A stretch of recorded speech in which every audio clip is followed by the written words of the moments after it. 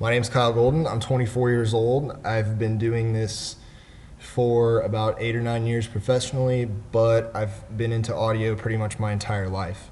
At a very young age, went back and forth between car and home audio. I had magazine subscriptions to pretty much everything on the market, every magazine that was out there. And I'd sit and look at all the pictures, and I was just always very interested in it. Fast forward a little bit, parents get a boat, I do an install in it, and from there it was history. I started doing installs for friends in high school, and then I started, getting more and more business just from word of mouth. And then in 2009, I started working at a shop here in Springfield, Illinois, as the secondary installer. From there, I just kind of progressed. I was on a lot of online forums, did a lot of work that was from out of town. People would ship door panels and such to me. And I did a lot of like SPL competitions. I competed in USACI, Mecca, won a lot of awards in that. And then in 2012, I decided to leave that shop and come here to Sundown One, where I still am currently at. And in a nutshell, that's kind of my history without getting into the whole story like I did last year. So here's a few examples of some installs I've done, and at the end I'll have my personal interview. So my main vehicle entry is in 1989 Ford Mustang. The car came to me pretty much on the bed of a truck, right out of the paint booth. There's no motor in it. It had the wheels and everything on it, but the whole interior was basically taken out by another person and just kind of thrown in boxes. So the goal for this car, I really kind of had free reign to do whatever I wanted on it. So I really had a bunch of ideas and stuff that I had gathered from when I was a kid, from like Steve Brown and Chris Ioty, of something really over the top that I wanted to do. And I kind of wanted to mix some of the old school techniques of doing really crazy painted fiberglass work that was real elaborate and things floating, but I wanted to mix that in with the new style of covering everything in vinyl and doing inserts and making it look kind of factory integrated. And that's kind of my style. I like to do things that are kind of based on the elaborate fiberglass work, but I don't like to do painted work like the old school hot tub stuff. So basically I got the car, everything was in boxes, so I had the tedious task of sorting through all the interior parts, figuring out if I was missing stuff, figuring out where everything went. So I started by dyeing the dash first, putting it back in because it was all an ugly red color that was pretty popular in the 80s, even though I wasn't alive then. And then I started working on the door panels. So I basically made a base out of MDF for the door, and then attached the factory top hook, which is a piece of sheet metal, so I could still have it retain the gasket and everything. And then once that was done, I had a base to work off of. I created the bulk of the door panel out of another piece of MDF, and I cut the insert out of it, cut the hole for the pocket and the speaker pod out of it, once I kind of had it drawn out and I knew what I wanted it to look like. And from there, I knew that I wanted to have a line down the top of the door panel that separated the very top, so I could use either a contrasting color, or I had in the back of my head that I wanted to try to use a different grain of vinyl, something a little bit more aggressive, just to kind of set it apart, almost like a lot of the factory vehicles do, with using like real leather on the accents and vinyl on the rest of the car. And this is something that I don't think I've ever seen anybody do in the car audio world, use two different grains like that. I see a lot of contrasting colors, paint and stuff like that, but I never see anybody use two different grains. I really wanted to do something different. Everything about this build I wanted to be completely unique to my style and different from anything everybody else has done. So from there, I made a fiberglass layup that's 3/16 of an inch thick, of the top of the door, basically over the part that I had already fiberglassed that had this factory piece of sheet metal on it. And then sanded that down and gapped it to fit the top of the actual door panel. So once it was wrapped, it looked like two different pieces, but it was all attached together. So after that was done, I really wanted to keep the pocket. I know a lot of times when doing aftermarket full panels or even modifying a factory one, a lot of people get rid of the pocket, and that's okay a lot of times, but I think keeping the pocket or making your own new one kind of retains that factory look that you don't really get when you just make a panel and put inserts on it. And I like depth. I don't like flat. Like when I see something like a flat panel with inserts on it, it just screams aftermarket to me. I like to build stuff to where it looks like the manufacturer would have built it. And you don't see, unless it's 1985, you don't see a lot of panels in cars that are just flat with inserts popping out of them. That somebody, it just looks like they filled around it and put an insert on it. So I constructed the pocket out of wood, basically just using the stacking technique, stacking layers of wood up and cutting them out with different router jigs and different bits until I got the look I wanted. And the door panel itself is several pieces. It's probably 20 or 30 pieces that are all attached together. And if you look at it, I put this, the way the speaker pod and the pocket are, it's all separate from the panel, so it's all removable. Now, it'll never get removed, but the reason I did that is because I like the lines that separate the pieces. I didn't just want to, like I said, I just didn't just want to fiberglass a pod to a piece of wood and wrap it all as one piece so it's all smooth. I don't like that. I like to actually separate it all and have those lines where the pieces are removable as accents of the door panel, and it gives it way more depth, I think. Also, another aspect of that is that makes the whole panel easier to wrap because you're wrapping in several different pieces, so you don't have the risk of doing stretch marks or having a seam somewhere. You can actually wrap it all separately. So the door pods that the speakers are actually in are angled up and back towards the driver a little bit. It's a pretty subtle angle, but if you look at the door panel from above, you can tell. I did that mainly just for aesthetics. I didn't really do it for functionality. The owner of the car really doesn't care about the sound system too much. He just basically wanted something really custom that he could take to a car show and people would be wowed by it. I also put a kind of a fake reflector in the back of the door, and that is not only for just another cosmetic piece to make it look more factory, but it also hides two mounting bolts that are back there that are riveted into the doors, so you don't actually see any exposed mounting points. And there's also two behind the speaker grill that's removable, and then two behind the carbon Kevlar insert, which the insert itself took me a couple weeks to get right. I originally had made it out of wood and it was flat and it just didn't look right. It was just plain. So then I decided that I was gonna take the same piece of 1/8 inch wood and run some body filler on it and sand it down. Well, that ended up shrinking really bad and warped, so I scrapped that piece. So then I took a piece of 3/4 inch MDF, made a 3D router jig for it, and kind of played with it a little bit until I came up with what you see on the door panel now. Overlaid that in carbon Kevlar, did that process with polyester resin, and buffed it, sanded it, had it cleared and everything. And I actually mounted that on top of a piece of 1/4 inch plexiglass that has a channel rabbited in it for blue LEDs.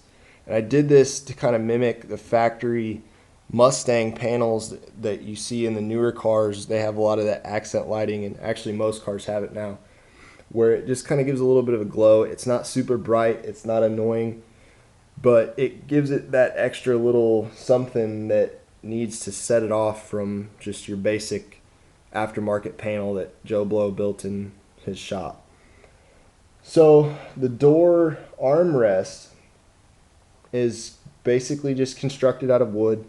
I made the basic shape of it.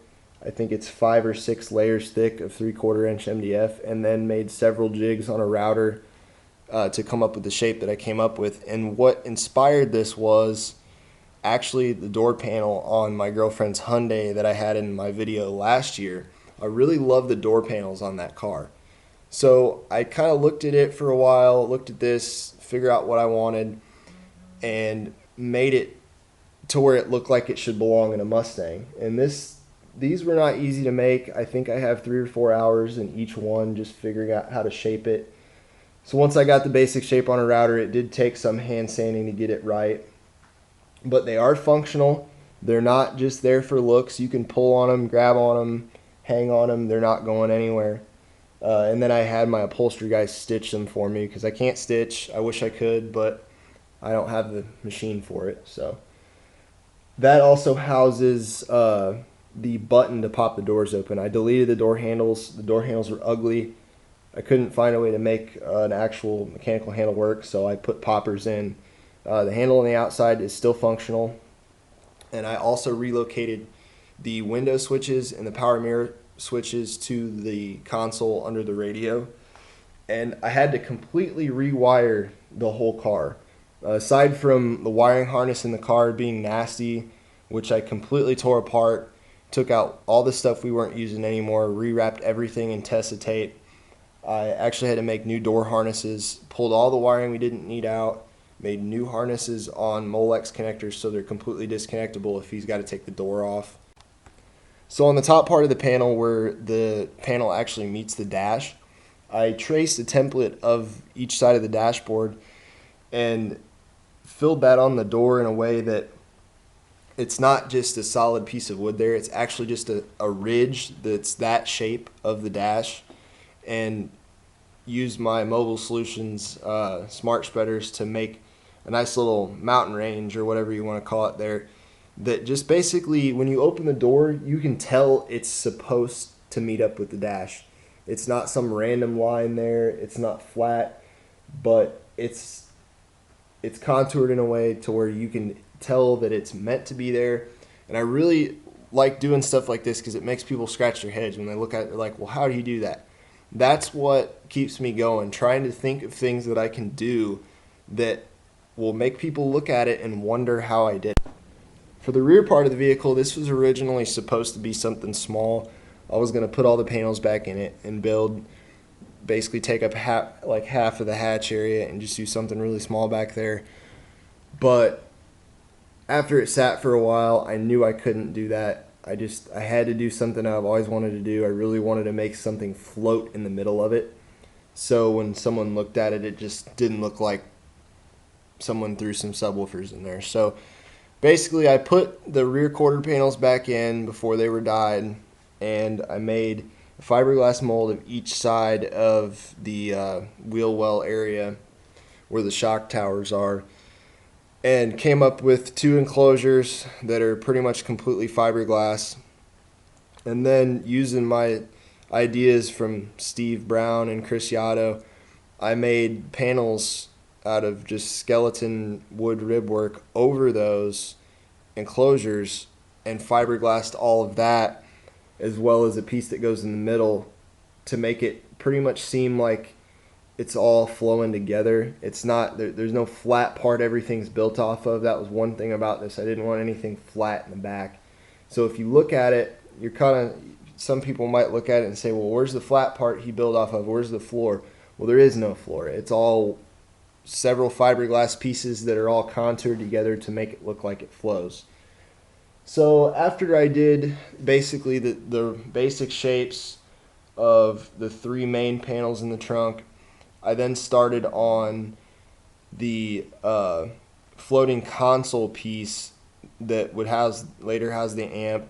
And originally it was supposed to be 2 amps, but I shrunk it down to 1. And how I did this, I basically made 2 wooden arcs that went up to where I wanted them, used some bendable plywood to make a structure of it, and then I actually foamed the whole thing, sanded down the foam to where I wanted it, fiberglassed over it for rigidity, and then filled over that, sanded it down, did all the body work to where I had everything how I wanted it.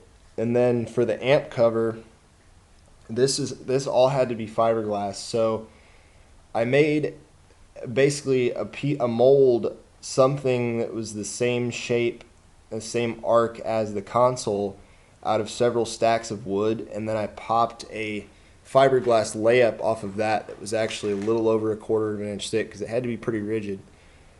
And once I did that, I cut it down to fit in the center of my console piece and cut a hole out for the amp. And then I did the exact same thing to that. I made another fiberglass layup over that around the amp that would be an insert piece.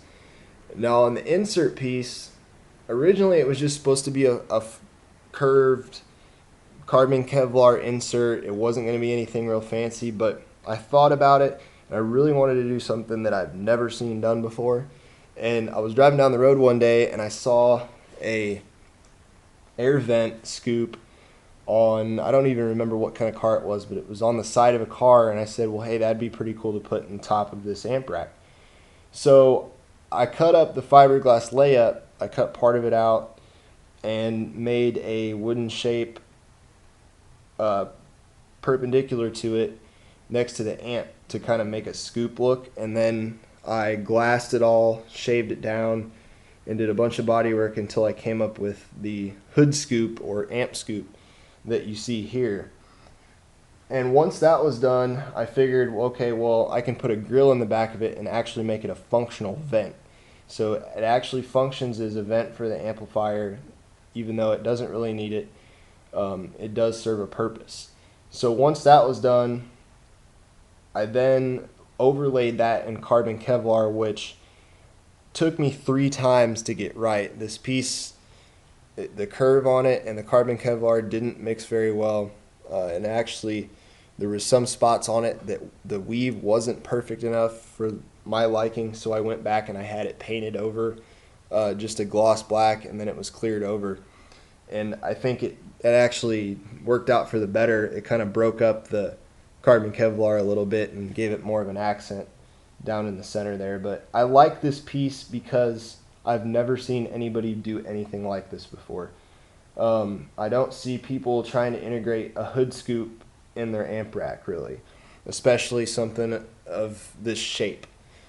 So besides the console, I then made the piece that trims off the latch area and the rest of the panels and makes them all one piece. I did basic rib work for that and made a little panel that goes around the latch. I flocked a lot of the open area around the latch because this piece couldn't be closed up enough to where it hid all the hardware and a lot of the factory sheet metal that was down there because of the way the actual latch on the hatch was. So I taped it all off and I flocked all that black just to clean it up a little bit so we weren't looking down in some nasty rusty or sheet metal hole where the latch was, which I think gets neglected a lot of times where that's at. As far as where the subwoofers go, this I kind of had to make the same caliber of the hood scoop that I did, and I knew I had to incorporate the 3 things of the whole build, which was the main grain of vinyl, which was a subtle grain, the secondary grain, which was the more aggressive one, and carbon Kevlar.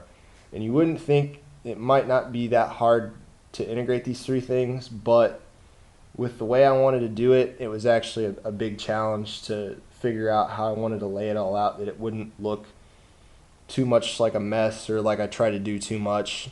So I drew these inserts out on tape that I layered over it, and I had to draw it 3 or 4 different times to get it the way I wanted it, but I finally got a shape that I wanted. So I pulled that taped insert off, flipped it over to the other side. I had 2 layers of tape on it. Flipped it over to the other side and traced it on tape over there, so basically they were the same. And then made 2 layups of those inserts that were 1/4 of an inch thick. And then once those were done, I made another insert on top of that that ended up being covered in the carbon Kevlar. So there's actually 3 layers of inserts there on top of the subwoofers, and I made a MDF ring that's got a really deep chamfer on it that goes around the sub to trim it off to give it a lot more depth, kind of like a jet engine look or something. And then I wrapped it in the aggressive vinyl and then overlaid the rest of it in the carbon Kevlar. And I think these insert pieces also show another unique thing about the type of work that I do, that it's not just flat inserts around subs or flat panels covering things. It's little tiny arcs or tiny curves, complex curves, three-dimensional things that you don't see a lot on people's builds. And that's the main thing I like to do, is just make someone look at it and scratch their head, make someone try to think about how they can go home and do that themselves, rather than just saying, well, I already know how to do this, I'm just going to do that and get it over with and build something flat. I just like to do things different than everybody else. I like to do something to set me apart that's not going to make me like everybody else. The other things on the back are the way the console actually floats over the center piece on the floor. I carved the center piece out of foam that holds the console up with a piece of half-inch aluminum that I milled and polished.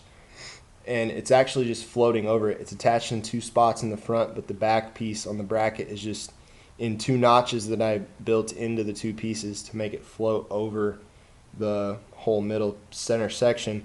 And if you look at it, I made it curved, and I carved it in a way that it's got a line that actually follows down the very center of it that goes back to follow with the bracket.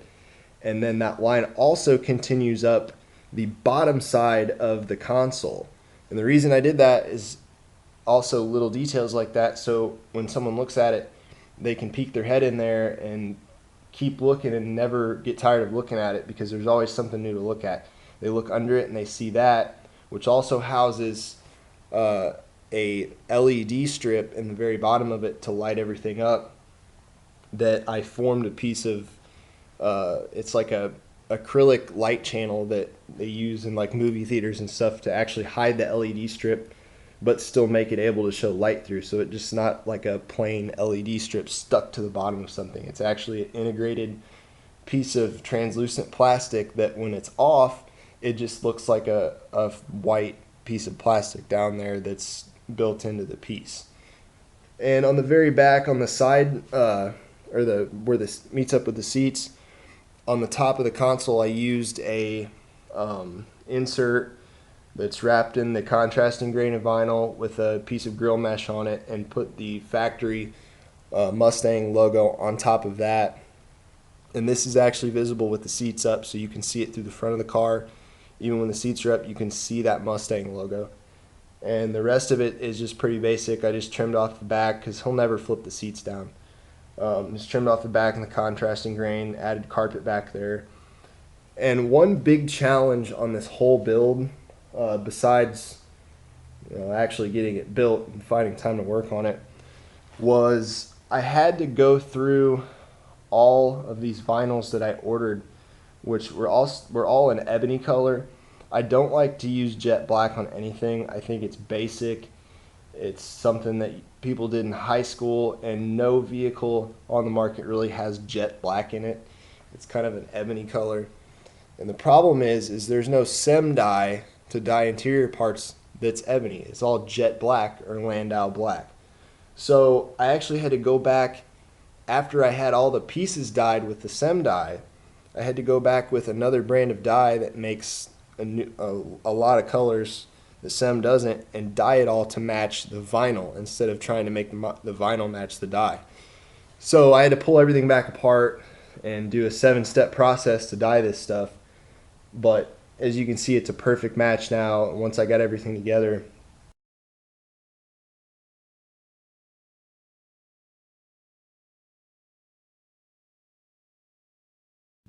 Okay, so here's our sound room in Sundown 1. It took me about a month and a half to complete this sound room to get it fired up and working. All of our speakers, this display is all Focal, by the way, except for some of the subwoofers and processors. But you can see these are all individual pods hanging on the wall. I wanted to do something different than everybody else's sound room, which it could be like Best Buy and you just have a board with holes in the wall, or there's some nice ones out there with nice vinyl and everything, but I don't really like that. It just seems really sound roomish to me, and I kind of wanted to be in a spaceship. So I built these individual pods, 96 pieces per pod, not including the baffles, so over 100 with the baffles and the pieces that hang them on the wall. I think there's like 5, 6, 7, 8 sheets of wood or something crazy there. And then there's the sub boxes on the floor, and these are just basically individual boxes with PSP ports and 5 sets of 12s. We've got a 4th order bandpass on the end with 112 in it, all powered off of these amps up here, some Alpine amps, Focal amps. And it's basically all has the same profile on the edge of this nice Mobile Solutions bit here. And that piece, you can see how thick it is, and this is 1.5 inches thick, and see my wrap in there, it's all nice. But anyways, the real purpose of this video is to show you how this whole thing works. And this is really cool. I've never seen this done before. I couldn't have done it without the people that I work with and their home automation skills, because I know nothing about computers until now. Anyways, our switching system for all of this is basically off of a home automation program called Savant, and there's a custom written program for it, and it actually has all the prices, all the model numbers and everything, and actually how they're set up on the wall. And I've changed a few things, and I got to go back in and change the price tags, model numbers, but you can see how it's set up on the wall. If you were looking at this, you've got 1, 2, 3, 4, 5, 6, 7, and you've got them set up accordingly over here with the prices, so there's no question about it. You don't have people guessing what the model numbers are. And then we also have the subwoofers set up in the same manner. Now, how this works is this custom written program, you basically can select your speakers just by touching this, so the customer can come in, let's say they're on music, all your music's right here on your iPad, and they can select what they want. We have variety music on here, and everything's kind of set to where they can't hurt it. But they're going to do this with us in here. They're not going to just go in and do it by themselves, which they have, but you'll have that. So you can have them select their music, go over to the Savant app, hit whatever speaker you want, and it switches through them. Same with the subwoofers. You can have multiple speakers on at a time with impedance protection. You can have up to one subwoofer on at a time, not multiples of those. And how that works is down in the main hub down here with everything in it. There's power supplies and batteries and everything, and it actually has a set of speaker selectors down there that are infrared based. So all this app basically does, the home automation system can be programmed via infrared to control the speaker selectors that have a remote. So they're basically just 7-channel home audio speaker switchers with IR capabilities rated up to 400 watts that we can switch with the home automation software. And this also applies to the display on this side, which was originally built with the old MTI switching system, and it is now dead. We have the iPad over here that was existing for music purposes, and that can control this side as well, and the shades, and the heating and cooling in the store. Now this stuff's kind of new to me. On the audio side of things though, like what we did here, I'm getting more familiar with it, but this is something that I really have not seen done. I don't doubt that it's been done before using the home automation software, but this could also, I mean, you could apply this in a car, doing things like this if you have a big giant concert setup in your car. But this is one thing that I think it really kind of sets everyone else's sound room apart from mine. So hope you enjoyed it.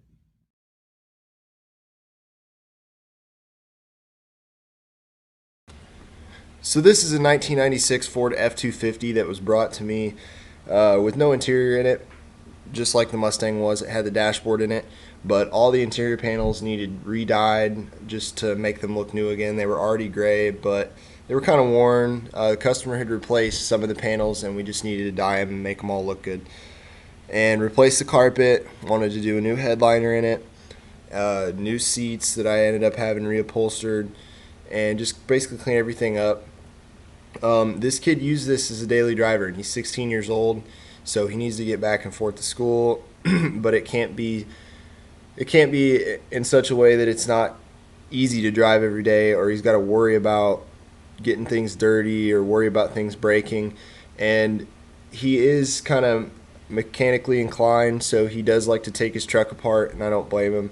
So I made it really, really easy for him to take things apart, and not there's no way to him messing it up. Everything's got threaded inserts, threaded rivets. It's all on Molex connectors.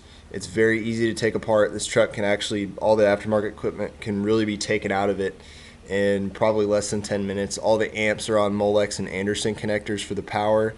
All the wiring's ran under the truck, so the carpet can be taken out. The truck can be power washed without getting anything wet. So we had to just make it easily accessible for him, easy to use. He had a very specific idea of what kind of equipment he wanted to use and what everything he wanted it to look like. I wanted to do the console a little bit different. I've had this idea of a floating console in a single cab truck for quite some time now, and I didn't just want to build a basic square console that any other truck had. I don't like doing that. I like to do things different than everybody else. And I wanted to do the floating console because I like symmetry. There were two different JL audio amps, basically the same shape, but there was a JBL MS8 processor that I had to hide somewhere, and I like things to be symmetrical, so the way I did it, the amp rack basically is behind the sub box with all three things in a line back there. So a JL audio amp on either side of the seat, MS8 in the center. And the way I did this console, I did a little bit different. I actually stacked a bunch of pieces of MDF together and incorporated the port that way as well. And it actually took me about 2 hours to make this console, not including all the finishing work on it, but it didn't take me very long at all. It saved me tons of time compared to doing it a traditional way. And my favorite thing about the whole truck is the cup holder pod that I built on the front of it. I just don't like throwing cup holders in a random square box. I kind of wanted to make something that looked like a Ford would come with, a little plastic pod that just kind of pops off the front of the console. So that's kind of what I fabbed up out of some foam. Like I said, I had the seats reupholstered. I did not do that myself, but it really added a nice touch to this older truck, bringing it back to life again. So I'm going to show you this video that I took when I finished the truck, and it's pretty much a complete vehicle walkthrough. Alright, it's Kyle Golden here, 96 Ford F-250 single cab. Probably seen some pictures I put up of it. Here's the door panels. Got a Boston Pro Series 3-way set in there from probably 15 years ago. Mint condition. We're running it active on a JBL MS8. Did a little grill over the factory location here. Still clears the window crank by a ton. Had to do that. Tweeter didn't look right, just cut into there. So the bottom here, we've got just basically the bottom half of the door panel. These things separate, so I just built the bottom half separate. My nice little logo here, that accent line. I love that. Press grill with the Mobile Solutions Industrial, I think it's called. Just kind of tapered off a corner there. Turn this sideways. It's actually that, just over there. Some of that nice mesh. It's all pressure fit. Excuse me. Pop that off. I did some suede flock under here. Really cool. This is all on here with threaded inserts. There's not one screw in this vehicle that's stuck into wood or metal. It's all in an insert. So you got 3 bolts holding it onto the door. Pop that off. All the drivers, anything that might need disconnected is actually on like Molex connectors, so that stuff just pops off there really easily. Everything's easily accessible. The whole truck can be dismantled in a matter of minutes. So in here, you've probably seen my box before. It's stacked MDF, just stacked layers. Turn the lights on here. 14 layers thick, I believe it is. Ended up being I think like 1.9 cubic feet. That's net volume. It is ported, and this box floats. You can see that there's absolutely nothing holding it on in the bottom. It's connected at 2 points at the top and the front. This panel here is removable.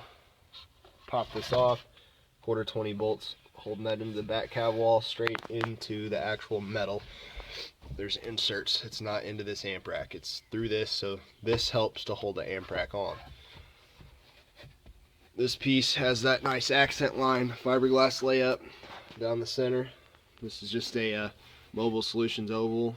The inside of the oval, the outside helped make that shape. I robbed this little logo off of a different JL amp and actually just took one of my router bearings and taped it off and bonded around it, sanded it down. And then my cup holder, I really didn't want to just extend this console out like the traditional way of doing it and just cut holes and put cup holders in it. I figured that would kind of be ugly or just too plain. So taking the design of most of these factory truck consoles nowadays that have a separate pod hanging off the front of it for the cup holders, that's what I did. Used Mobile Solutions industrial, or not industrial, AMP2 template to make this shape.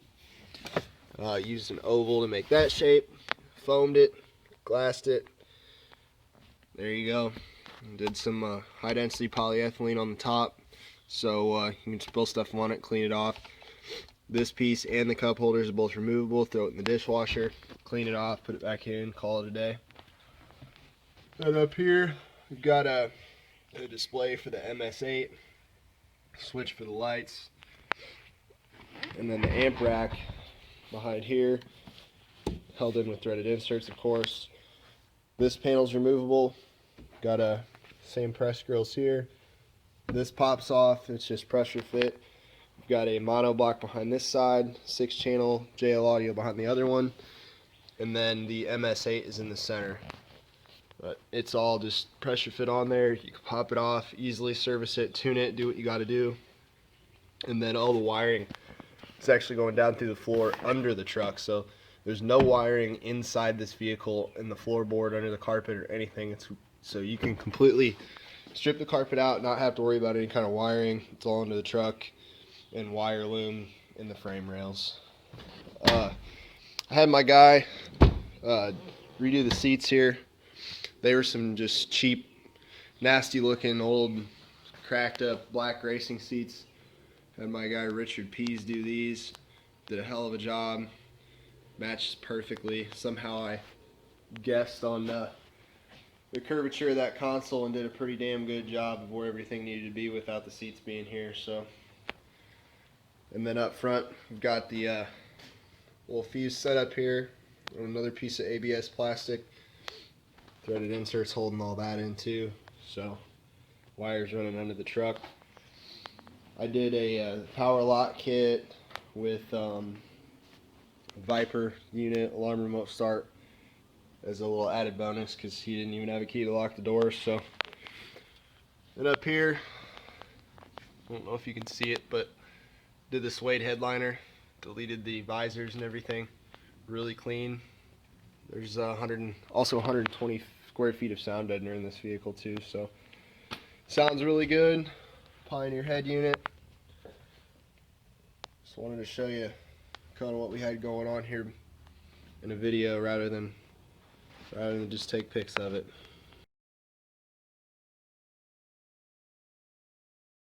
So this next build I think is a very fine example of cosmetic integration as well as electrical and operational integration. It's my own vehicle, a 2014 Chevy Silverado, and since I laid eyes on the interior of this truck when it first came out, I knew I really wanted to build something in it because of the lines of the dashboard and the doors and everything. It just was perfect for something I wanted to do. So fast forward a year or two and I bought myself one for the specific purpose of building the system I've always wanted to build in a truck, in my truck. So I wanted to do it in a way that everything looked like it was meant to be there and GM built it. And I knew this was going to be a challenge because like everything I always do anyways, nothing's flat. There's a lot of curves, a lot of little subtle radius and everything on everything.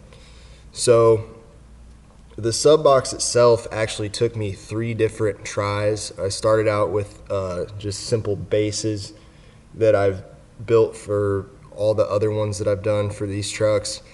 And once I got to a certain point, it just didn't look right. What I was trying to do is basically replicate the center piece of the dash in the box and have the subwoofers mount in it. So my first thought was popping molds of these pieces and a bunch of elaborate stuff, but after my second attempt at making the base of the box, I just knew that it was gonna look too much like the standard base that I make, just with too much stuff added on it. So I went a little bit different approach and actually just stacked a bunch of rings together on the basic shape of that center part of the dash. And it took me quite a while to actually get this piece the shape I wanted it to. I cut several pieces and just didn't like them, so I finally found one that I liked and stacked 9 or 10 pieces together to get the height that I needed at the very front of it on both sides. So I made 2 of these pods and then actually kind of traced the basic shape of the sides of the dash, the way that was shaped, and scaled that down and manipulated it to where I could stack pieces in the middle of this enclosure to have that the shape of the center of it. So once I did that, I attached all 3 pieces together and made it one common chamber by cutting out the sides of the 2 enclosures on the side to make it one common piece, and then ran it through some pretty elaborate router jigs.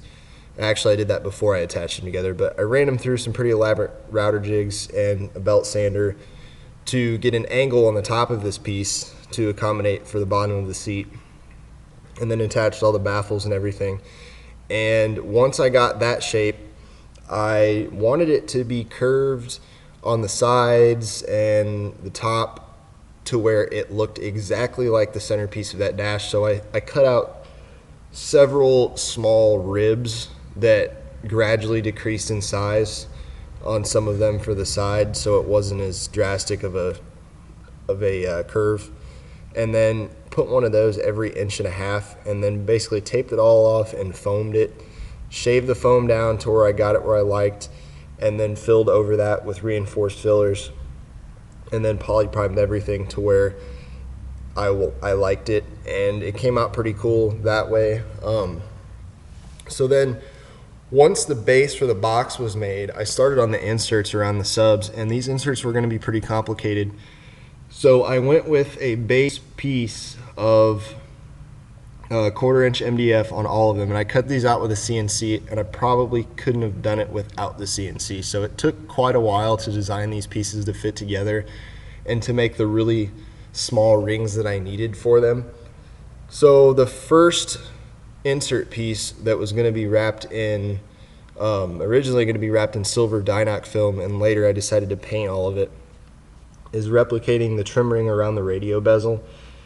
This piece had to be curved on the top to match the way it is on the radio. It's not just a flat piece with roundovers on the edge. It's actually curved on several different dimensions with a flat base to mount to the top. So I ran that, actually did that with a DA sander to where it was curved, and I did the outer piece first. So there's actually an 1/8 of an inch thick MDF ring that's stacked up for the very inside of it, and then the outside, the part that's actually shaped, I use 15-pound high density urethane foam that my buddy Chris Ioty turned me on to. So after the foam was all shaped and everything, I polyprimed it all, which made a very hard shell around it, and that will later be painted in a silver color to match the radio bezel. Once those pieces were done, I started on the middle insert, which will be painted a graphite color to match the actual surface of the radio itself and all the other trim inside the vehicle.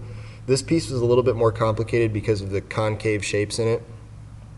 So I did it basically the same way as the outside. I started with a 1/4 inch thick base, cut an 1/8 of an inch thick ring, the same height of the piece around the outside, just so both pieces, when they meet up, the surface is completely flat and there's no question about it. There's going to be no filling or anything. The gaps are perfect.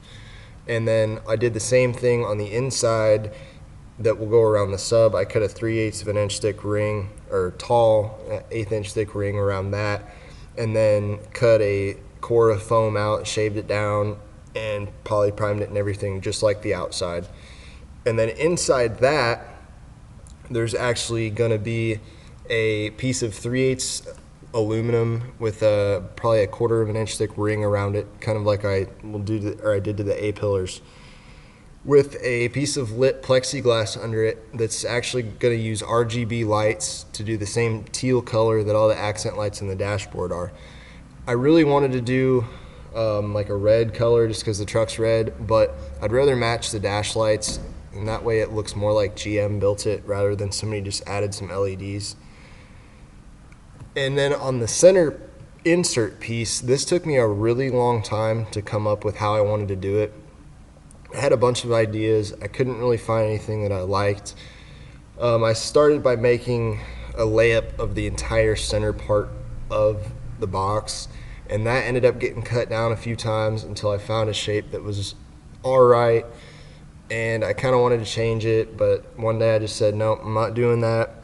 I drew a shape on the inside of it on this complex curved piece and cut that out with an air saw, and then actually spent about 6 hours with a sanding block and a file filing this fiberglass insert that's a 1/4 of an inch thick down by hand, and adding some chamfers to certain angles of it and then roundovers on the rest, and then primed it some more, sanded it some more until I got the piece that I came up with. And then what I did with this is I stood it off of the box itself about a 1/4 of an inch and then filled around it to where it met up with the edges of it perfect. And this will actually just be a cosmetic piece with a Chevy logo that I had to buy a whole airbag module from a Chevy Cruze to get this logo, this small genuine GM logo for the center of that piece. And then there's going to be some custom cut grill mesh that fills off the openings in that piece that matches the front grill of the truck. And that piece will be finished off with a graphite paint to match everything else. I currently have only wrapped the box. The truck is not finished. It will be, but by the time this video is due, I won't have it done. So this is an unfinished build. But the wrap on this was actually the hardest thing I've ever done. I had to put 4 seams in this wrap that are actually invisible spots, but you can't really see them at all unless you look for them, and especially where they're going to be at in the truck. Unless you really get up in there with a flashlight, you'll never see them, and I'm pretty proud of the seams that I actually put in it. So the box is going to house 2 Illusion Audio C10s. I've always wanted those since I was a kid when Illusion was a different company. I've just had my eyes on those forever, so that's what I went with there. And then for the doors, this took me a long time as well. I sat and pondered on these doors for months thinking about what I wanted to do. And I knew I wanted to cut the doors up and make something custom. I didn't just want to put one 6.5 in the stock location just because I really haven't done anything with my own vehicle in so long. I had to do something custom. So I started by making a mold of the inside of the pocket of the door. And then I was going to fill that in and kind of do it like I would do everything else. But I laid out the shape that I wanted to do. And I wanted to do the insert almost like I did the sub box inserts to match the dash with silver and graphite and some complex roundovers. But I laid out the shape, and I actually had it cut into the door and glued it in, about ready to fiberglass all of it together with the mold I made. And I had a better idea of just basically keeping half of the pocket that was already there and making a stacked up insert for where that speaker is going to go that basically has a couple different laid up inserts on it that will be painted to match. And if you look at the door now, it keeps the factory pocket and everything, but it just basically adds a new opening for that speaker. And there's a PVC trim ring on it, a 2-piece PVC trim ring that's painted to match, silver and graphite, and then more of that custom cut grill mesh that I had made for the back. We'll trim that off as well. And then everything's wrapped in the same vinyl that the truck uses everywhere else. For the actual mounting surface of the drivers in the door, I had to use plastic, which is what I do on everything now. I don't use wood anywhere that could get any kind of moisture. I actually don't use wood on any situation where I could use plastic. You know, the box, I couldn't really use that much plastic. It would cost me a fortune. If I could, I would. But I basically stacked up the same shape as the insert of the door. I stacked up 5 or 6 pieces of 1/2-inch thick PVC board and made a mounting surface, mounting flange that I could mount that to the door with threaded inserts, and it actually fires into the door cavity through the factory 6x9 hole. So I didn't have to cut a hole in the door or anything. I really didn't want to do that, just in case I ever have to sell the truck, there's not a bunch of holes in it. I used threaded inserts where the drivers mount to, with stainless hardware and everything, so there's no chance of any kind of weather getting into it. I actually found the Molex plugs for the factory connectors in there, used the factory wire going through the door and interface that in the kick panel, so it's serviceable. You can take it off if for any reason it has to go into the dealership and the dealer has to take the door apart. They can take the door apart like normal. All they have to do is take 4 bolts out.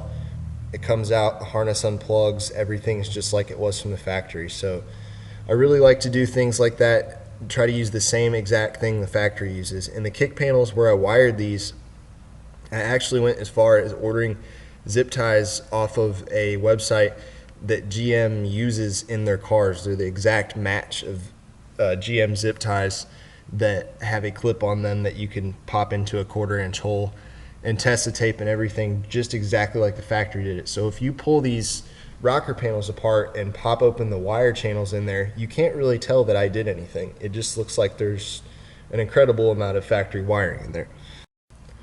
So for the A-pillars that house the mid and tweeter from the Utopia number 7 set, I knew what I wanted to do from the get-go on these.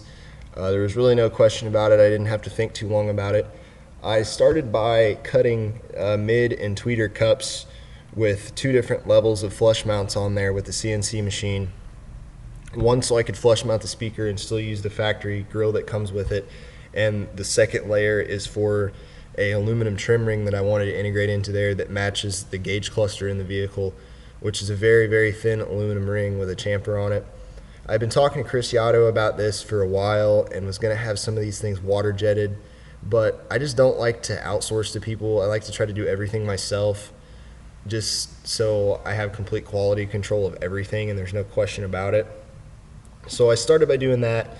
I used a laser pointer and some blanks that I made to angle these speakers towards the rearview mirror,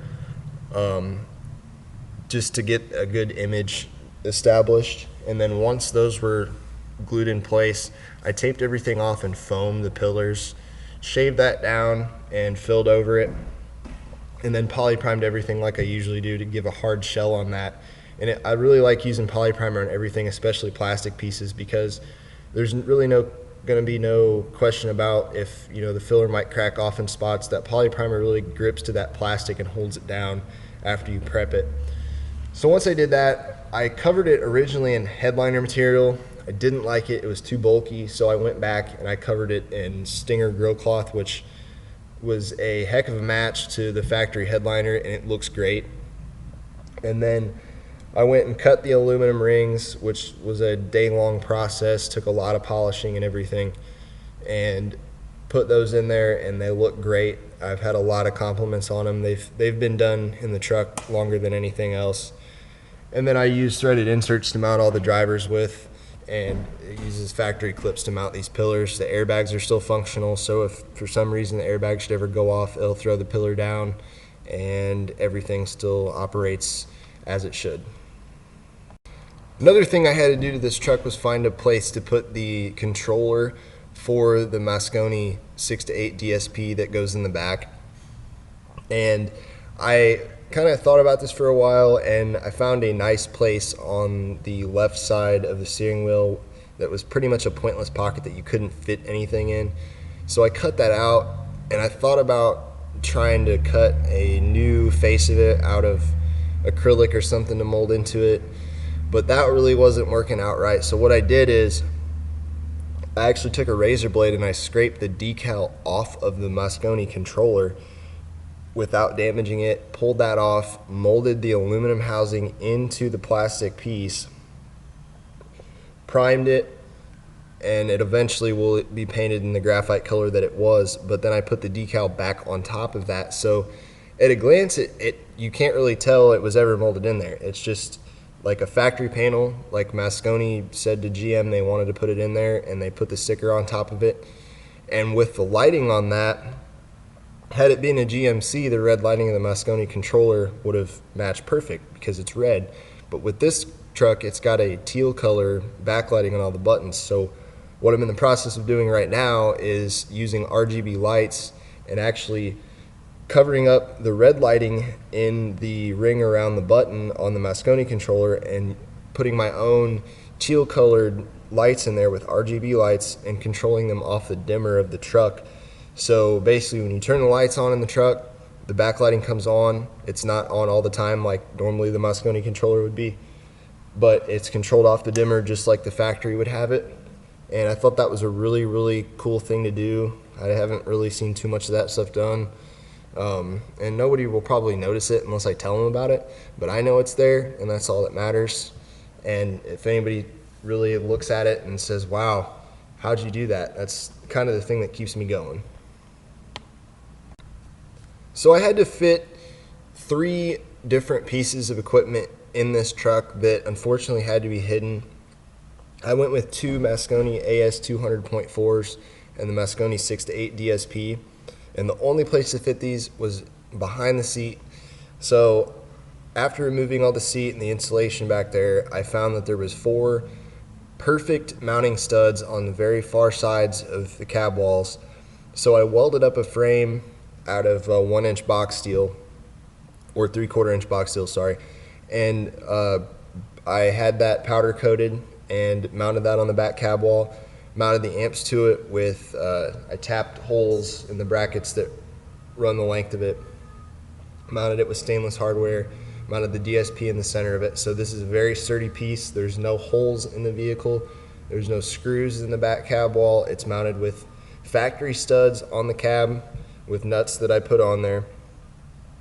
And everything was went over with 2 layers of sound dampening as well as a layer of 1/2-inch thick sound dampening foam to kind of replace the factory insulation that was back there that I had to take out to make room for the amps. And then wiring, I went with basically all sky-high wiring and covered everything in TechFlex until back behind the kick panels, and then from there forward or through the truck I used Tessa tape or basically whatever matched the factory piece. So anything that's visible has TechFlex and heat shrink on it, and then it goes back up to the front and has Tessa tape to match the factory stuff. So this build in this vehicle is currently unfinished. By the time I get to mirror it, it will be finished. But I've been working on it for quite some time, and I'm really proud of it. I'm really excited to see it done. But this is kind of, to me, I think it's kind of a new level of cosmetic integration that's, it's unmatched on some stuff that I've seen, especially in this truck.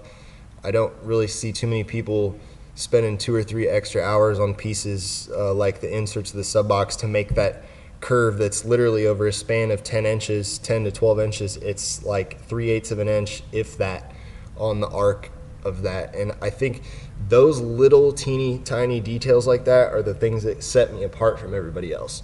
I'm not just building a flat insert that would go on top, which would still look great, but I'm actually putting that little bitty curve in it that just adds that little teeny bit of detail to match the factory that much better.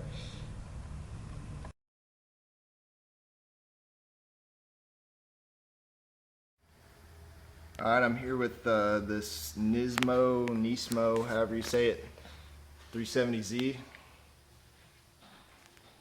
and built a nice little dealio here in the back. And this guy is obsessed with Superman, so I had to do the Superman logo, and luckily enough, this car's got enough lines in it to pull that off and make it look really good. So basically I started off with that modified Mobile Solutions covert shape, slightly modified. You can see it kind of tapers to a point instead of being a arc like that. Started with that. The enclosure actually sits under all of that, and then there's that like 3-inch deep enclosure on top of it just to get more depth to it. I only used 2 router bits on the whole thing. I used the flush trim bit and the 60-degree chamfer that I put on this, well, and a bearing or 2. Besides that, started with that, and then once I got that where I wanted it, and I actually built that whole piece without the car even being here, so really was taking a crapshoot whether it would fit or not. But anyways, so I then taped everything off, foamed, I built a base 2 inches below these side pieces, foamed it. It's where I could pop that plug out, and it was basically the right shape for the edge, and it kind of pressure fit in there. And then I took these, sanded them down to where they needed to be, sanded a groove into this, glassed it actually onto a lip I have on the top of this, and that's how it mounts. So it's a 1/4 inch thick fiberglass that goes all around this. I did it on the front as well, and it screws into the enclosure under that ring. And then the front piece here is just 2 pieces of MDF that I modified and filled and kind of glassed a little bit and made this lip here to match up with that with Kent tape. And then under here you can see my hand can go under it. That's a flat piece under there, and the front comes to a point. Now the reason why I did that is there's 2 mounting holes under here, mounts into the front of that, so you can't see them if you're just standing up here. The only way you can see them is if you really look down there. And you can also still get to a spare tire.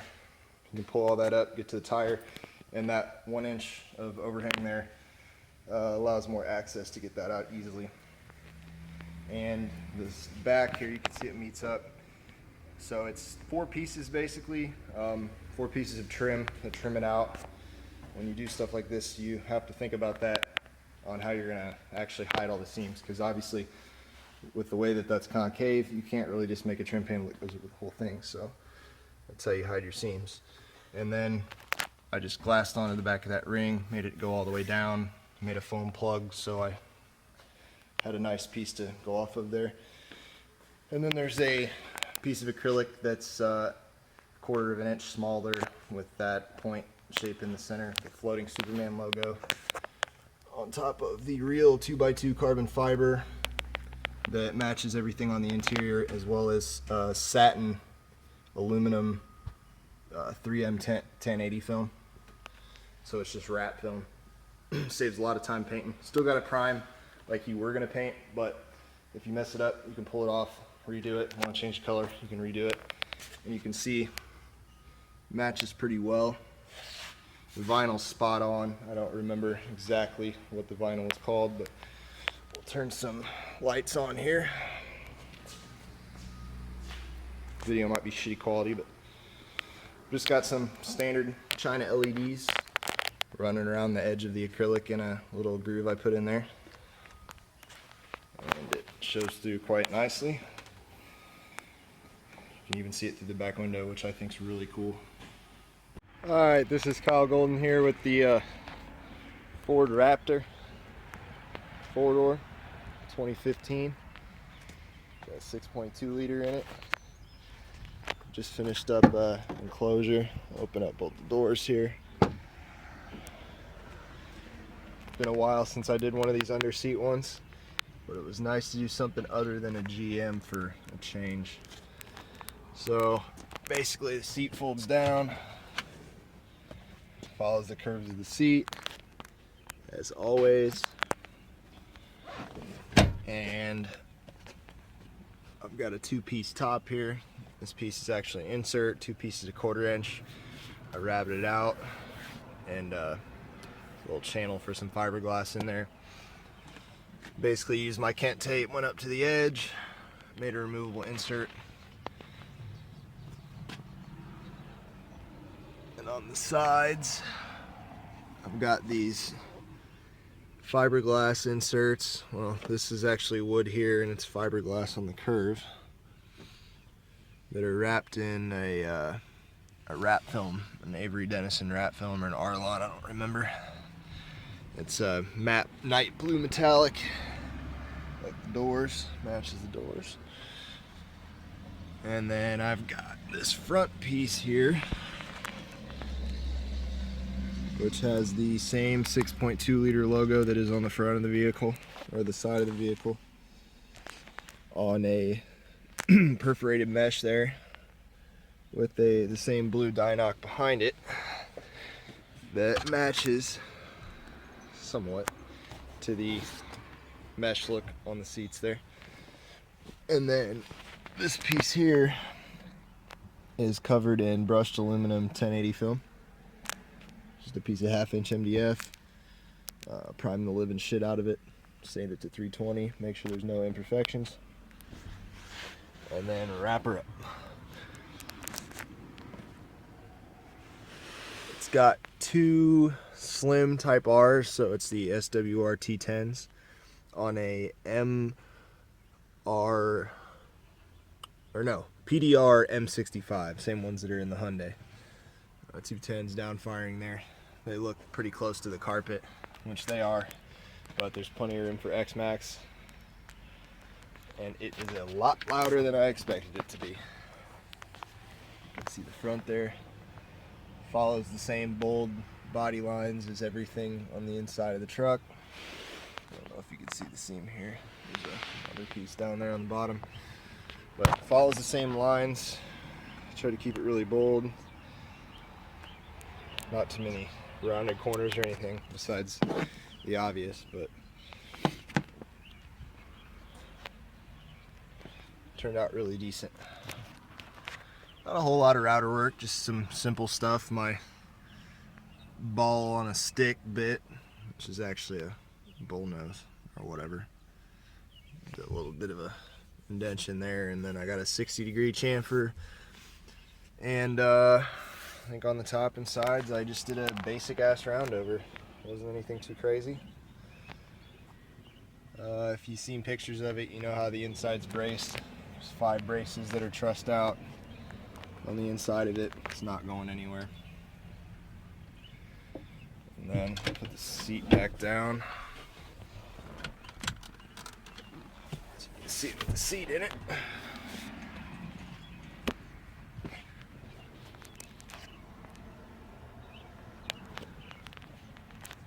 I've got about 3 days of build time in this, give or take a few hours, but to be safe, 3 days. So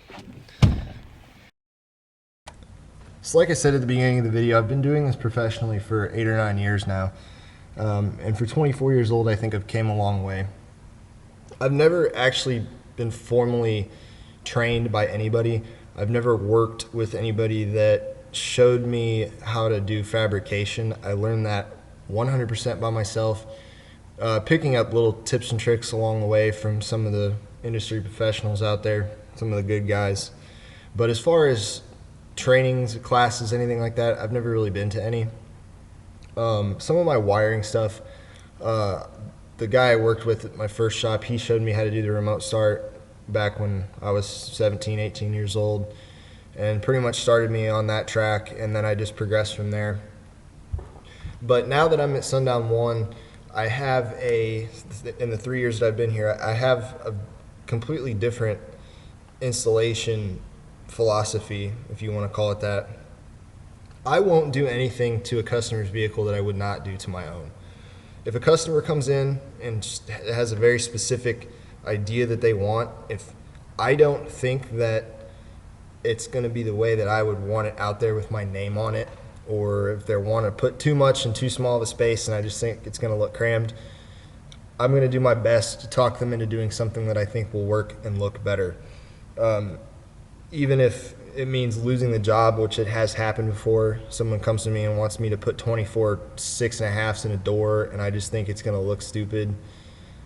I'm sorry, but if my name's on it, I just don't want someone seeing that like, that's ugly. I can't deal with that. So I pretty much do everything how I would want it in my vehicle, or how the manufacturer would build it if they originally designed it that way.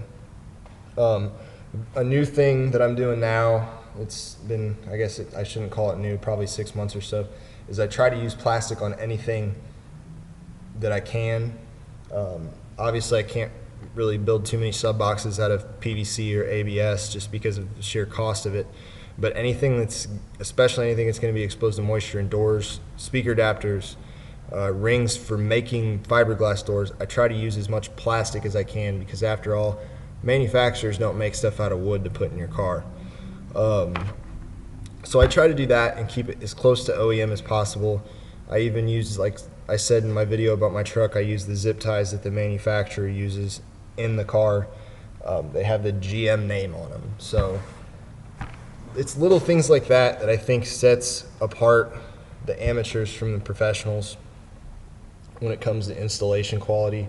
Sure, it does the exact same thing. You can make a speaker adapter out of wood. You can make one out of plastic. Ultimately, it's going to be the same. Sure, the wood one might last just as long as the plastic one. But I know without a doubt that in 10 years, if it's still around in 10 years, that speaker adapter is not going to have mold on it. It's not going to fall apart. If any service guys get in there, and the same goes for the wiring too. If a service person gets in there to do something else to the vehicle, or the customer gets in there for some reason, I want them to see whatever I did to the car, if they can find it, because I like to hide the wiring, and know that that is the best quality thing that they've ever seen. Like I said, the wood speaker adapter, it's going to do the exact same thing as the plastic one. But if I got in a vehicle and I saw something made of plastic instead of wood, I know that that person took the extra time and went the extra mile to make that as close to OEM as possible. As far as my role in the store, I am by myself pretty much on the car audio side of things. There's salesmen up there that will sell the car audio as best they can, because we work in a company that sells home and car, and 90% of the business is home audio. So I think the car gets kind of neglected a little bit, and I'm by myself back here. I don't have any help. More complicated questions, I go up there and I try to educate these guys as much as I can so I don't have to get pulled out of the install bay. I try to educate them as much as I can on what they need to look for, qualifications of certain vehicles, what needs to go in certain cars, and if they have any real complex questions, they can come get me and I will go out there and talk to them. And that's mainly for the basic stuff. If there's any question about building anything, whether it be a basic box, fiberglass panel, or anything like that, they come get me and then I take it from there.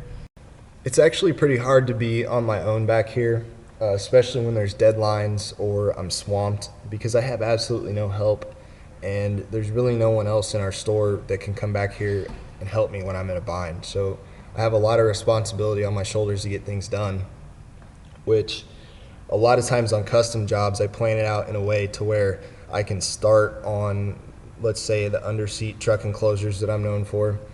I can start on that a couple weeks ahead of time to where when they come here for the install, all I have to do is do the wiring and all the integration and put the enclosure in. And a lot of times on these custom jobs, I'll actually take the job home. I'll take the piece home and I'll work on it at home. I'll work on it at night to get it done. And I know I'm not getting paid for this, but it's all one thing to me. Whether I'm working on a project at home or I'm working on it at the store, they intertwine a little bit to where, as long as it gets done, that's all I care about. The faculty here knows I take projects home. And they like it. They think it's a good idea. I work better in my own shop at my house because, if I need to stop and do something, if I need to eat dinner, if I got a TV show on, I can go in and watch it real quick and, go out and do my work. I can work all night if I want to. And I kind of like that freedom. My shop at home is more well equipped than the actual Sundown One wood shop. I've had a lot of my own tools my whole life, and I've spent a lot of money on them. The first shop I worked at never really supplied me with any of that. They had a wood shop, and it was pretty well equipped, but it just hadn't been maintained, so I started buying all my own stuff. And I don't really like hauling that back and forth, which I do all the time, but it just becomes a pain. So a lot of times I'll take it home and I'll work on it on a Friday, which is my day off, or on a Sunday to get the job done and bring it in. And also that way, like I said, if I need to go the extra mile to make something look better, I can take it home, work on it on my own time, and it's not costing the store any time.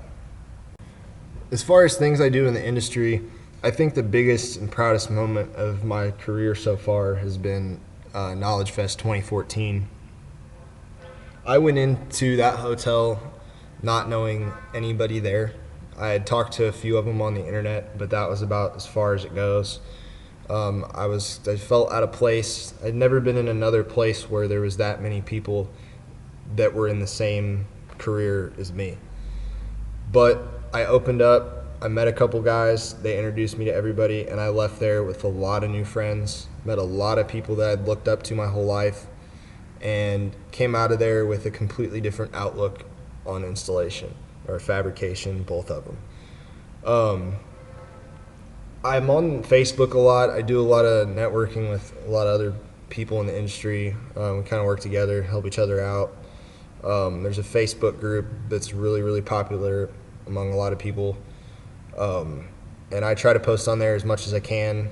I probably make more posts than quite a few of the other guys, and I get a lot of questions in my inbox from the things I do.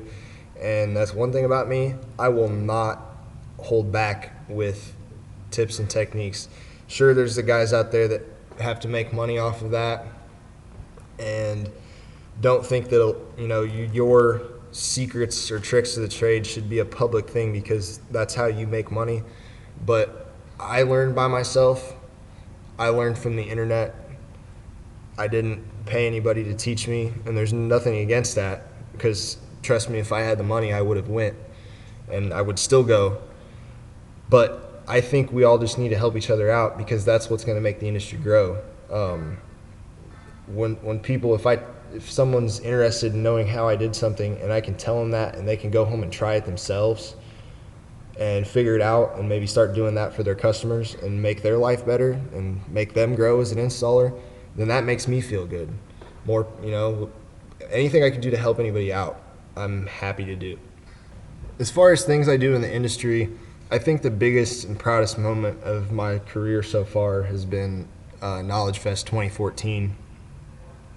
I went into that hotel not knowing anybody there. I had talked to a few of them on the internet, but that was about as far as it goes. I felt out of place. I'd never been in another place where there was that many people that were in the same career as me. But I opened up, I met a couple guys, they introduced me to everybody, and I left there with a lot of new friends, met a lot of people that I'd looked up to my whole life, and came out of there with a completely different outlook on installation or fabrication, both of them. I'm on Facebook a lot. I do a lot of networking with a lot of other people in the industry. We kind of work together, help each other out. There's a Facebook group that's really, really popular among a lot of people. And I try to post on there as much as I can. I probably make more posts than quite a few of the other guys, and I get a lot of questions in my inbox from the things I do. And that's one thing about me, I will not hold back with tips and techniques. Sure, there's the guys out there that have to make money off of that and don't think that your secrets or tricks of the trade should be a public thing because that's how you make money. But I learned by myself. I learned from the internet. I didn't pay anybody to teach me, and there's nothing against that because trust me, if I had the money, I would have went and I would still go. But I think we all just need to help each other out because that's what's going to make the industry grow. If someone's interested in knowing how I did something and I can tell them that and they can go home and try it themselves and figure it out and maybe start doing that for their customers and make their life better and make them grow as an installer, then that makes me feel good. More, anything I can do to help anybody out, I'm happy to do. Other than going to Knowledge Fest, some of the other industry things I've been involved with, we'll start at 2013. I made the top 100 list, which was my first year getting involved in any of that. did my video, submitted it, and I didn't even think I'd make it on there, but I ended up, I think 20 or something on the list, which I don't feel is relevant whatsoever, what position you make. And then 2014, I make it on the top 100, and then the top 12, which so far has been the proudest point in my career. That really changed my whole outlook on what I do and the way I do things. Being with some of these other people and seeing what they're doing, it kind of inspires you to try to go over the top or try to surpass some of the other things that you see. And that's really, I think, the only way that you can set yourself apart from the next guy is doing something different. Sure, there's some wiring things. There's only so many ways you can do it. I like everything to blend in with the factory. I don't use a whole lot of zip ties just because I don't see a lot from the factory. And I don't like the fact that, you know, if you don't cut it perfect, you can get cut. Because what if the customer goes in and has to reach down somewhere where there's zip tied wires and cuts himself on a zip tie? I don't want that on my conscience. So I try to use tapes that the factory uses, like Tessa tape, and I try to hide everything to where if like the service guys get in it, they won't see it, and just make everything blend in the way the factory would do it. And as far as fabrication goes, I think this is where I really can be set apart from the others. Throughout all these videos you've watched, I've mentioned one thing about all of them is I like to make things with a curve on them. I don't like making flat panels with just trim inserts, plexiglass windows, and what have you. I like to do things with a curve. If you look at a lot of factory panels, they're all three-dimensional in some way. There's really no perfectly flat surface in a vehicle. Yeah, there's some, but door panels, things like that, I just don't like making a flat panel. I like things to pop out and have curves on them just to set myself apart. And that could be the difference of days worth of work.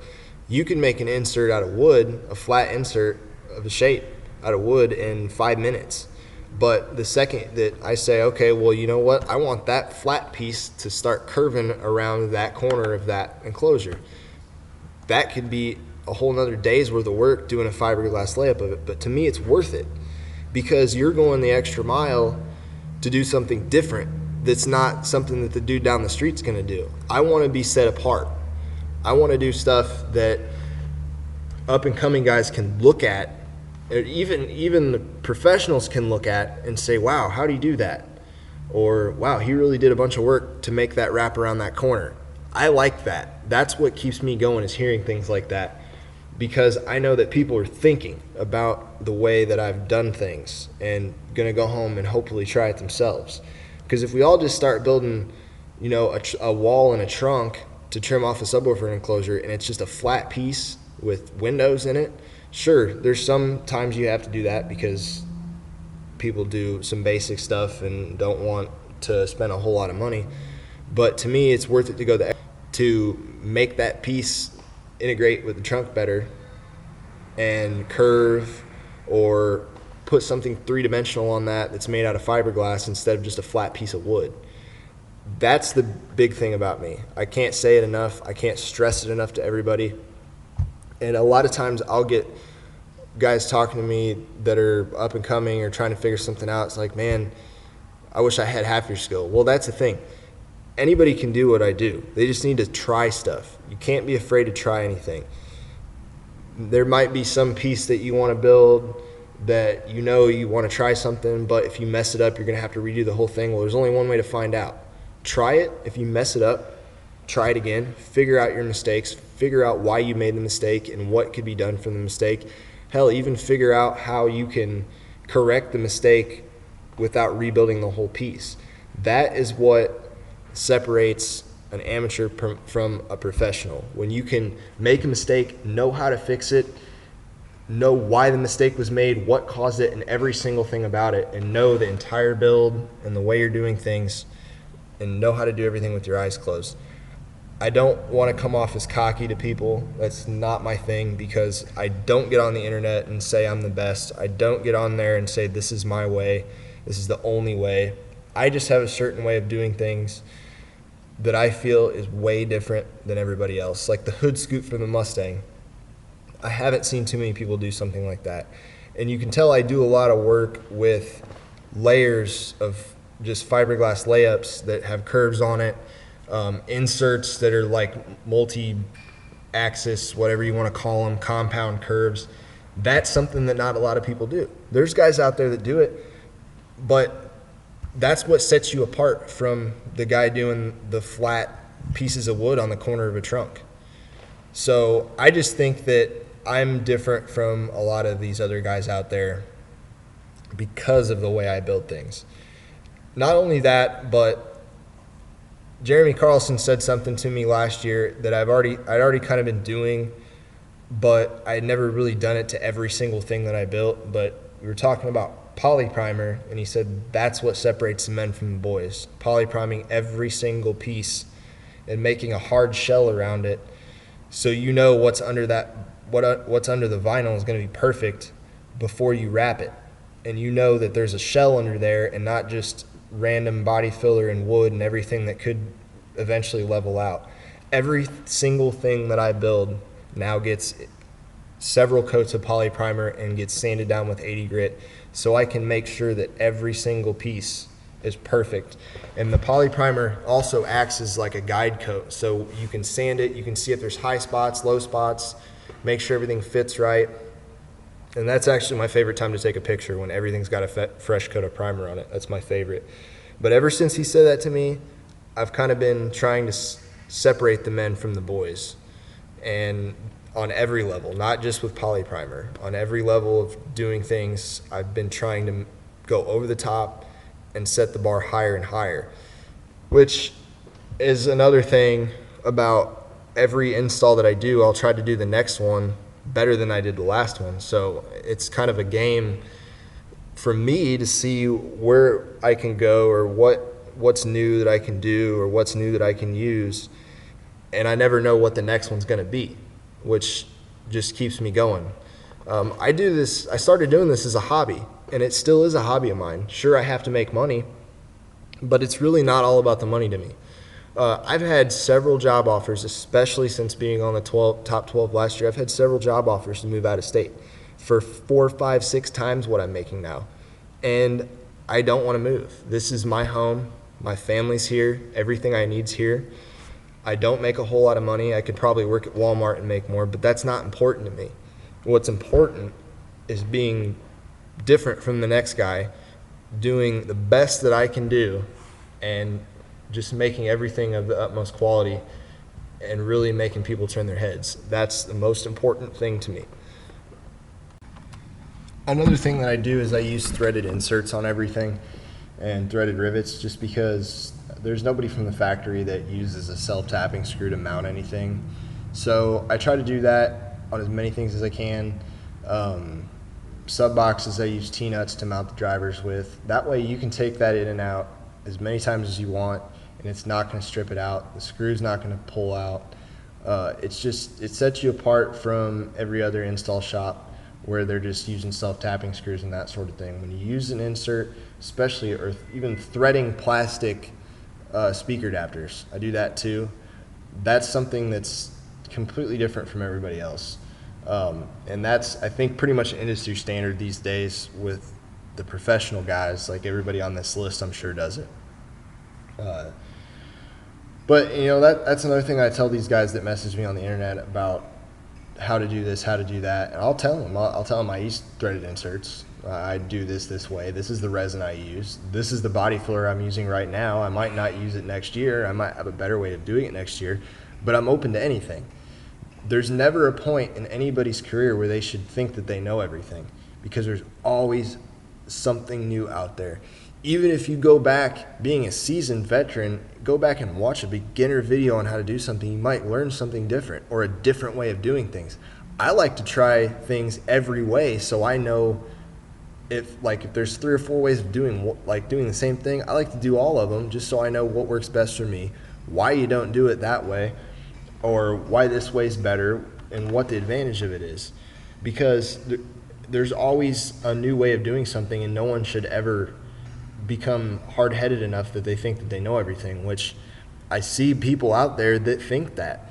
And I'm by no means, I like I said, I don't want to come off as cocky. I just know that there's always going to be different ways of doing stuff. You're always going to learn from everybody, and always have an open mind to new things. And I think if everybody, all these new guys that are up and coming, if they have that in their mind, and they have the mindset that they want to be different from everybody else and not see something someone else built and try to copy it, do something different, set yourself apart. And I think if everybody lived by that, this industry could become something that it's better than it's ever been. I haven't been in it for a very long time. Some of these veterans could completely disagree with me, but from what I've seen back in the 90s and 2000s to what it is now, there's different ways of doing things. Our styles are different. There's no more hot tubs. Everything's integrated with vinyl and all that. But I take my knowledge of reading those magazines from what people were doing back then, because ultimately that's where I started, and that's the style that I got used to. I like to mix that with what's going on now. So I don't like to call myself a new guy, because I was reading the stuff that these older guys were doing back then. So I know what was going on. I may not have been doing it, but I know what was going on. And I think my style of mixing the new with the old is just different from everybody else. So I think I pretty much covered everything. I didn't want to make this video as long as it is, but I guess when you have a lot of content like this, there's really no other choice. So I want to apologize for anybody who watched this if they got bored. It's not what my goal was, but I wish myself good luck.